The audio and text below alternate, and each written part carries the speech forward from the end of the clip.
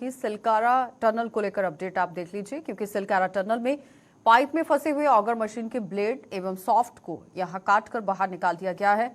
और सचिव उत्तराखंड शासन जो कि डॉक्टर नीरज खैरवाल हैं, उन्होंने बताया कि ऑगर मशीन बिट बाहर निकाले जाने के उपरांत ही आगे की जो मॉनिटरिंग है वो शुरू कर दी गई है और माइनिंग का काम भी मैनुअल रूप से किया जाएगा, और जिसके लिए सभी तैयारियां पूरी कर ली गई हैं। डॉक्टर नीरज खैरवाल ने बताया कि इसके लिए लेजर कटर एवं प्लाज्मा कटर को भी मंगवाया गया है, जो कि यहां सिलकारा पहुंच चुका है। और उन्होंने बताया कि अब 13 मीटर के जो हिस्से हैं वहां से पूरी तरह से आप देखिए टनल में किस तरह से सुरंग की जाएगी, हिस्से को निकाला जाना बाकी रह गया है।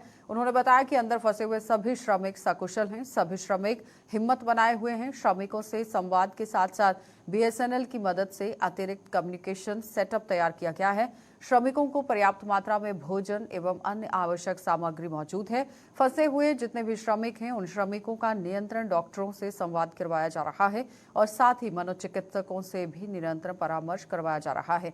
अपर सचिव सड़क परिवहन राजमार्ग मंत्रालय, भारत सरकार एवं एमडी और NHIDCL महमूद अहमद ने बताया कि यहां ड्रिफ्ट लगाने के बाद आप देखिए किस तरह से काम होगा। ड्रिफ्ट टनल बनाने के विकल्प पर भी कार्य शुरू कर दिया गया है। ड्रिफ्ट टनल का डिजाइन तय कर फ्रेम के यहां फैब्रिकेशन का कार्य शुरू कर दिया गया है और THDC ने भी यहां आप देखिए किस तरह से बड़कोट साइड से टनल का निर्माण शुरू कर दिया है, जिसमें अब तक 4 ब्लास्ट कर 10 मीटर का कार्य पूर्ण कर लिया गया है और ब्लास्टिंग में विशेष सावधानी बरती जा रही है।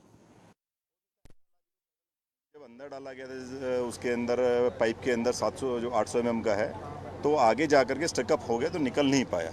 जब टूट गया तो जो टूटा हुआ पार्ट है उसमें से खाली 9 मीटर और 6 मीटर 15 मीटर ही ऑटोमेटिकली मशीन निकाल पाई थी।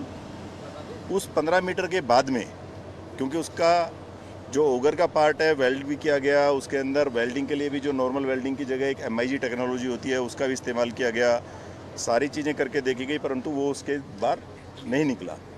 जब वो बाहर नहीं निकल रहा था तो उसके अंदर फिर अल्टरनेट के तौर पे एक और सॉल्यूशन उसमें किया गया कि जो ओगर के फिन्स होते हैं जो मशीन काटती है उनको काटा जाए और जो आपका बीच का शाफ्ट बच जाता है फिर उसको काटा जाए और जितना काटते जाएंगे वो निकाला जाए।